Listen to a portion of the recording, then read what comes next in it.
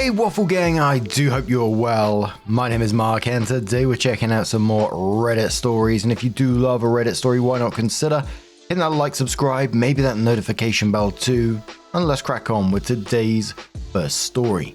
Much love guys. Now today's first story comes from Potential Low 8645 and it says, am I the asshole for giving crappy Christmas gifts and ruining my marriage? Now this one has multiple updates with a new update just recently, so if you do want to skip certain parts of it, please feel free to do so. Timestamps are always down in the description and along the timeline below. Thank you. It says throwaway account for anonymity. I 31 female married my soon-to-be ex-husband, male 33, in 2018. My in-laws never liked me and made it clear. Soon-to-be ex insisted that they're just putting up a tough exterior and that they grow to love me. Show how evil they are. One time I joined them for dinner and brought a cake I'd made, because I was always raised to be a gracious guest. When I stepped into the kitchen and offered the cake to his mother as a thank you for inviting me, she took the plate over to the garbage bin, dumped it in, and handed me the plate back. When I told my husband what she did, he confronted her and all of a sudden the crocodile tears started and she claimed she grabbed the plate but didn't get a good grip. I let go too quickly and it fell to the floor. So of course it had to be thrown away. My sister-in-law confirmed that was what happened. My soon-to-be ex owned his own business and they called me a gold digger behind his back. Of course they insisted on a prenup, which I didn't care about because I never thought my marriage would end, and it would appease them and may allow them to finally treat me kindly. Nope. His business failed once COVID hit. He went through his savings and my own trying to keep it afloat. I refused to go into debt to keep it going, so he closed it down. In 2022, he was suffering from really bad depression because he lost his business and couldn't find new work. He suggested we move to his hometown, closer to his family, so he had a larger support network. Against my best judgment, we did. He wanted to only work part-time while he tried to restart his business, so I became the main breadwinner.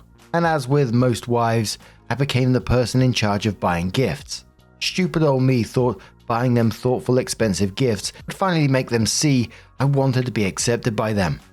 Gifts to us were a couple's gift, but clearly for my soon-to-be ex only. Every holiday was spent with them. Monthly dinners with the whole family. After a year, I realized that if I ever tried to talk or join a conversation, everyone would go quiet. So I just stopped talking when I visited. In early December, they finalized plans for Christmas. A few days later, my soon-to-be ex said his family decided they didn't want me to join them for Christmas Eve dinner and Christmas lunch because I ruined the family vibe. I replied, fine, we'll do our own thing instead. My soon-to-be ex sheepishly looked away and said he was still going to go. I was livid and so disappointed in him. That was the moment I knew my marriage was over. So I returned the presents I had bought for his family. In their place I got one pair of novelty business socks for father-in-law, a supermarket brand bottle of shampoo for mother-in-law, the nastiest perfume I could find at the dollar store for sister-in-law. The most expensive gift was a large rawhide bone for brother-in-law and his wife's chihuahua, too big for it to get its jaws around, rendering it useless. I saved about $600 to put on a deposit for a new apartment. My husband came home from Christmas lunch telling me I humiliated him and embarrassed him in front of his family. I asked him why he would think I'd buy nice gifts for people who clearly don't like me and don't want me around. Served divorce papers last week. Remember how he was supposed to be a millionaire by now, so we had that prenup. Soon-to-be ex is not eligible for any of my savings. It was required to keep separate accounts or alimony. He doesn't have money for rent and auto insurance. And not my problem anymore. Some of my friends and family are on my side and proud that I went out in a blaze of glory. Others are telling me I was way too petty, which isn't really like me. So, am I the arsehole? Some comments from OP.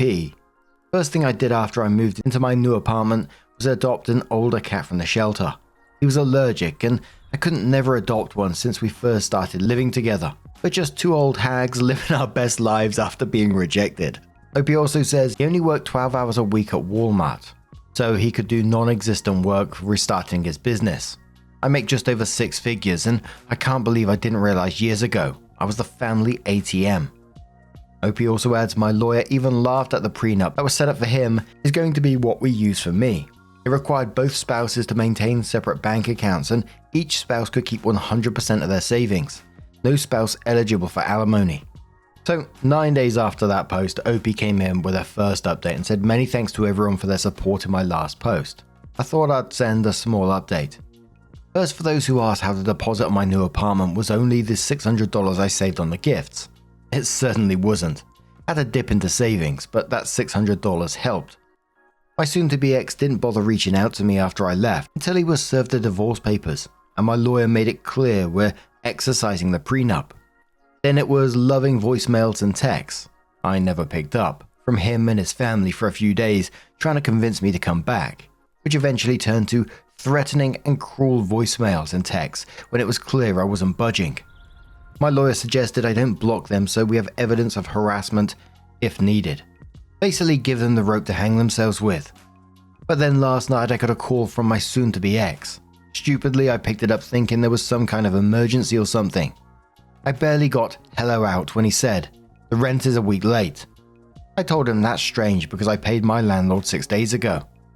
He paused and sighed dramatically and replied, no, the rent's for here. I reminded him that I don't live there and he shouldn't expect rent. Hugh's parents both texted me that they're going to sue me to pay for the remainder of the lease entirely. I'm not worried about having an eviction on my record, since the apartment is in his parents' names. When we first announced we were moving to his hometown, they rented an apartment for us right away so we could move right in. They've been renewing the lease each year. We had to pay his parents and they'd write a check to the landlord, who has no idea who soon-to-be ex and I are, let alone that we lived there. Red flag, I know. I'm glad I had a few weeks to prep my leaving since they'd probably use the fact that it's their apartment to kick me out immediately. Divorce is probably going to be a bumpy ride with this man-child and his psycho parents. Any advice from anyone who's been through it is welcome. In the comments on that one, OP adds, lawyer is confident they have no leg to stand on. Haven't signed any type of lease and utilities are in their name too, because they were afraid of having too many names connected to the apartment and the landlord finding out. So they're on the hook for everything that doesn't get paid. But hey, that was their choice and their scheming. Fuck around and find out. Around 19 days after, OP comes in with another update and says, hi, if this isn't the right place to post any updates, please direct me to a subreddit that better fits. Super sorry if I'm annoying members who aren't interested, but a few requested an update.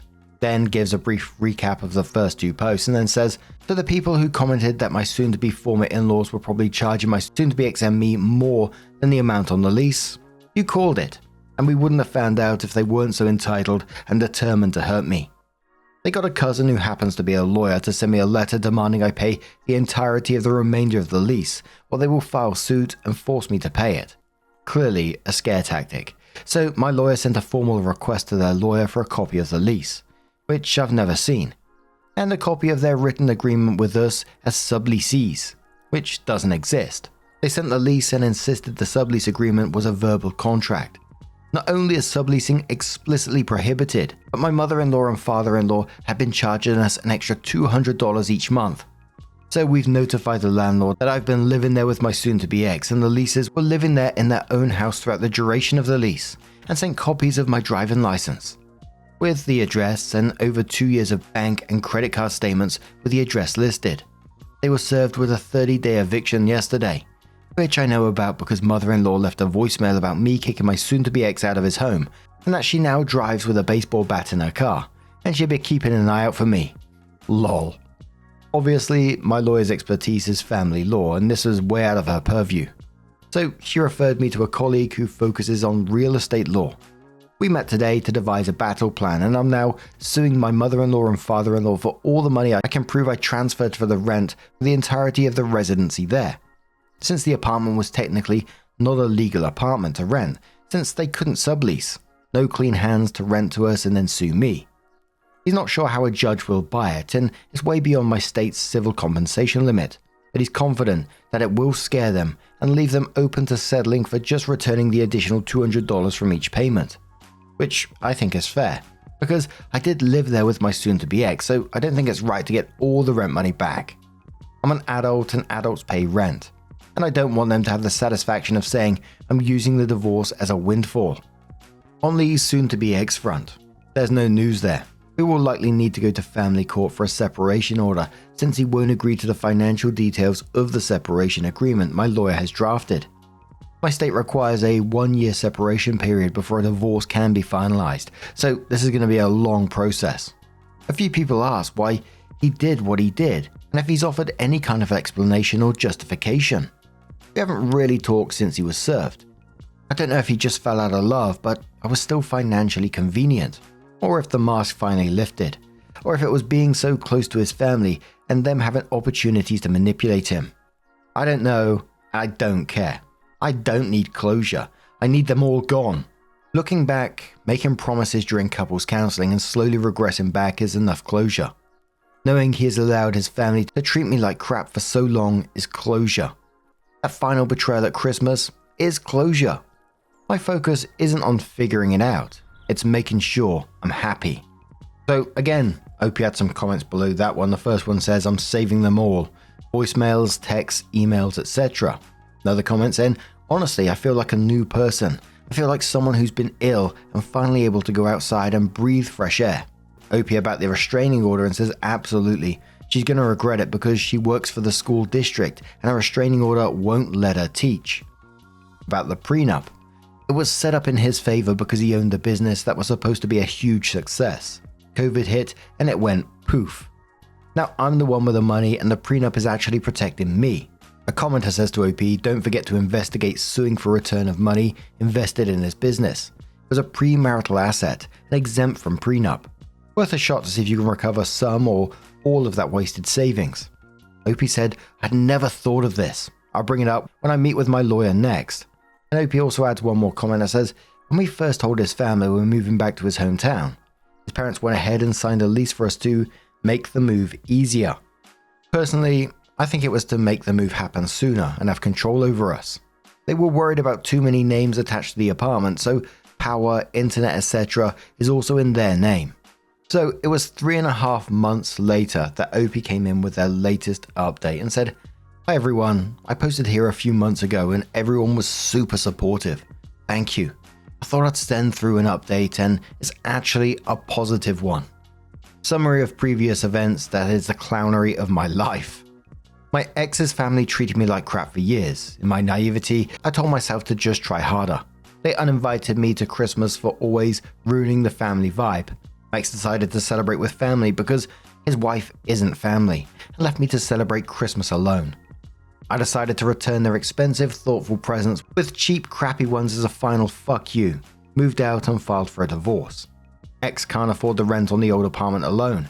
The apartment is actually leased to his parents and they demanded I pay the remainder of the rent or their sue. My lawyer and I sue them. Turns out the sublease was illegal. They charged us. Really, me, since my ex was a deadbeat, $200 extra per month that they pocketed. We notified the landlord. My ex got an eviction notice. So I had our first, and it turns out only, mediation meeting with the in-laws about the excess rent they were charging me and my ex a few weeks ago. The in-laws tried to claim they charged us extra for their role as property managers of the apartment. Cheeky bastards. They couldn't explain in any way what they did as property managers to justify a fee of $200 a month, other than chatting with their son about the apartment several times a month, i.e. charging us to talk to their own son. Then it came to the sublease being a verbal contract since we never signed anything, and my lawyer asked on which date I verbally agreed. I never did, actually, since my ex handled all of those conversations with his parents prior to our move. They said they couldn't remember, but since I moved in, I obviously agreed to the arrangement they made for my ex. My lawyer told him that it sounds like any verbal contract was with their son, and given the terms were oral and unclear, they will be too difficult and costly for them to enforce. He added all of that is a moot point since they didn't have the authority to sublease anyway, and their case wouldn't get more than 30 seconds it would take for the judge to dismiss it. He then told them that we'd be pursuing the lawsuit unless they settled on returning $6,200 or would give them time to discuss the deal with their lawyer. I was suing for the return of the excess, not full rent since I lived in the apartment. Within an hour, their lawyer called me to agree to a settlement of $5,400 since technically the little bit my ex paid for rent should have a proportionate amount applied to some of that excess. We agreed to it. My divorce lawyer also sent them a cease and desist letter about the harassment, warning them that if it continues, I will file for a restraining order and I have plenty of evidence to have it granted. A lot of people ask why I haven't done this already, but I'd rather not go nuclear unless I have to. My mother-in-law's job would very likely be affected if she has a restraining order, and she will just go scorched earth even harder. Thankfully, this seems to have been enough of a wake-up call for her in particular, and the texts, emails, and voicemails have stopped entirely. I also learned from mutual friends that my ex was already on dating apps a few weeks after I left, but apparently nothing goes beyond the first date. I guess women don't want to get involved with a 33-year-old unemployed entrepreneur who lives with and lives off his parents and is still chasing some elusive business he hasn't been able to start up. Lol. All communication with him has been through my lawyer except for 2 incidents. A few weeks ago he called me at 3 a.m. completely drunk, leaving a voicemail asking to fix things. Oof. He called the next day to apologize for that. I guess this will likely be my final update. Now I just have to wait for the divorce to be finalized and done. There is a huge weight off my shoulders. Oh, I'm so relieved that OP did get their money in the end. It may not have been the full amount that they were requesting for, but I can totally understand why they did agree to that and not go nuclear because, OP said it's going to affect mother-in-law's job, which, you may want to happen, but at the same time, if mother-in-law hasn't got nothing else to do, she may just be a right pain in the ass for OP afterwards. And clearly the ex is down bad. 3 a.m. drunk calls. Oof. But what do you guys make of this situation? Let us know your thoughts down in the comments below. And let's move on to another story. Now, our next story is an Am I the Arsehole story. No update is yet. It's fresh off the press. It's from DehydratedDolphin and says, am I the arsehole for telling my best friend he can't bring his wife to my wedding? I, 29 male, attended my best friend Josh, 29 male, wedding a few years ago as the best man and was denied being given a +1, even though I had a girlfriend, Stacy, 28 female. When Josh and his now wife Amber, 30 female, originally got engaged and invited me to the wedding, I was single, but they told me I could bring a date. A few months after I told Josh I started dating Stacy and would be bringing her. Now, I want to preface this. I've known Stacy for about 8 years, and we've dated for a few months while in college. I originally met Stacy through Josh, since she was a friend of Josh's long-term ex-girlfriend. But when Josh and his ex broke up, the ex made Stacy decide between dating me or staying friends with her. She was a very toxic person. Stacy chose to keep dating me and after all these years has not talked to or been friends with the ex. Me and Stacy ended up breaking up due to her transferring to a new college and neither of us wanting a long distance relationship. Once Amber found out I started dating Stacy, she had a talk with Josh which ended with Amber telling Josh I wasn't allowed to bring Stacy since she used to be friends with Josh's ex. When Josh broke the news to me, he told me Amber had the final decision and she doesn't want Stacy at the wedding. And to add insult, Josh told me I still had a +1, just can't be Stacy. I wasn't going to bring anyone else. Josh told me he didn't agree with Amber, but he didn't want to fight with her. After this conversation, I didn't mention anything to Stacy. Stacy knew the wedding was coming and would occasionally ask me if she was invited. I would tell her I wasn't sure if I had a +1 and kept pushing it off. We still had about 8 months until their wedding, so I was hoping going on double dates and hanging out with the 4 of us would warm Amber up to Stacy and change her mind. This didn't work. Amber never changed her mind. The wedding came around, which was also on Stacy's birthday, and I reluctantly attended solo as the best man. I told Stacy everything, which really pissed her off. She wasn't upset with me and understood why I still wanted to attend the wedding, but she hasn't forgiven Amber. Fast forward to now. Stacy and I are engaged. The roles are reversed and Stacy is okay with Josh attending but doesn't want Amber near anything to do with our wedding. Both Stacy's family and my family all know about Stacy not being invited to Josh and Amber's wedding and why. It left a sour taste in everyone's mouth and neither of our families want Amber to attend.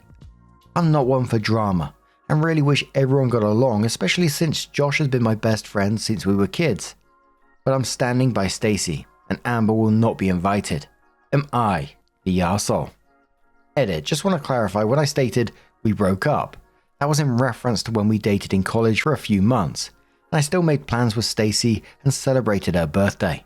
I think my comment on this one simply is what goes around comes around in this situation. I mean, you know, as simple as that really. But M. Purdy says not the arsehole, fair's fair. If Josh's now wife had the final decision in who got to attend their wedding, when they were in the process of planning their wedding, then it's only fair that your future wife gets to have the final say in who attends your wedding. Plus, like someone else said in the comments, if Josh's wife dislikes Stacy so much just because she used to be friends with Josh's ex-girlfriend, then she probably won't want to attend your wedding anyway. Word says, I wouldn't invite her either, but Josh's wife is going to forbid him to come to your wedding, and since he caved before, he'll probably cave now, you know, because he doesn't want to fight with her. EJC says, everyone sucks here. This is so petty and it sounds like you shouldn't be friends with each other anymore. Don't invite Josh and not Amber. Just don't invite either of them if it's such a massive deal. And one more comment that says, everyone sucks here. You're all petty and childish. I would think you were 19 instead of almost 30. If you don't want someone at your wedding, you don't invite them. It's very simple. It doesn't have to be this big drama. Amber didn't want Stacy there, that's her prerogative. And the same now for Stacy if she doesn't want Amber there. When I get married, no one will be invited unless it's 2 yeses, me and my partner. It is the couple's day, it wasn't about Stacy then. Regardless of your history, Amber had only known you two together for 8 months. Now this wedding is about you and Stacy. It's not about Amber. She will survive not being invited. But what do you guys make of this situation? What would you do in it? Or maybe you just think this is incredibly petty. Let us know your thoughts down in the comments below. Weddings, man. Just a huge thank you for being here today, getting involved in the stories, your love, your support, your time. It always means the absolute world to me. So thank you so much. And hopefully I'll see you in the next one. Take care and much love. Yeah, man, I remember being so naive when life was good, weather and palm trees. Back in the day, you were everything I need. But then along came a time when you crushed my dreams. Oh yeah, you played me like a fool when you made me believe that the line between love wasn't thick enough to read. Oh yeah, you see we in despair, crime everywhere. You're selling false hope cause you just don't care. Nah, you just don't care. Nah, you just don't care.